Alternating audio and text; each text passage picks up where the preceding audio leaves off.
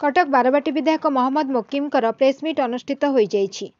कटक बासभवन ठारे विधायक मोकिम प्रेसमिट रे कहितले सरकार बारवाटी स्टाडियम को भांगिबा को चेष्टा करूचंती, ताहा ठीक नुहे। जे से अंचल होची एएसआई अंडर रे एवं सेठी सत्यवत स्टाडियम रे कोनोसी प्रकार कार्यक्रम करिया पई एएसआई अनुमति दउ नै, सेठी दुर्ग भांची बोली खनन करी।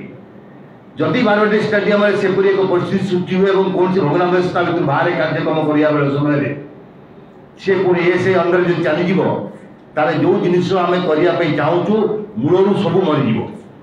तेणु मोर अनुरोध सरकार को या पर पुनर्विचार करंतु, या बंद करंतु एवं सरकार तत्पर हुंतु।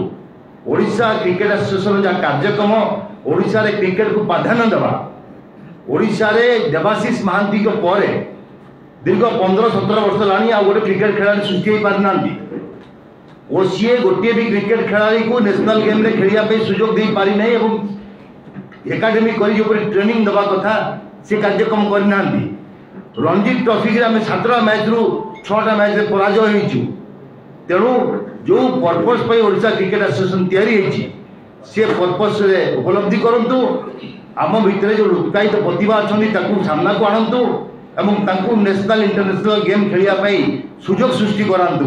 जहाँ दायित्व ओडिशा क्रिकेट एसोसिएशन अच्छी ताहा न करी खेल भितर राजनीतिकरण करी विभिन्न समय भल भल पिला को स्कोप न दे निज निज भितर से जो भाव में कार्यक्रम कर बंद करंतु।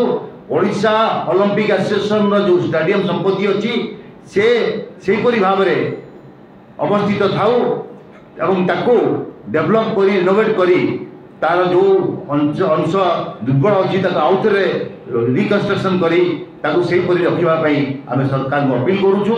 और दृढ़ विश्वास ये वार्ता जो सरकार पाखे पहुँचो निश्चित भाव तार पुनर्विचार करेंगे। सरकार यार पुनर्विचार न करती तार आगामी दिन में ये एक विस्फोरक रूप नब। Bureau report Ekamra news.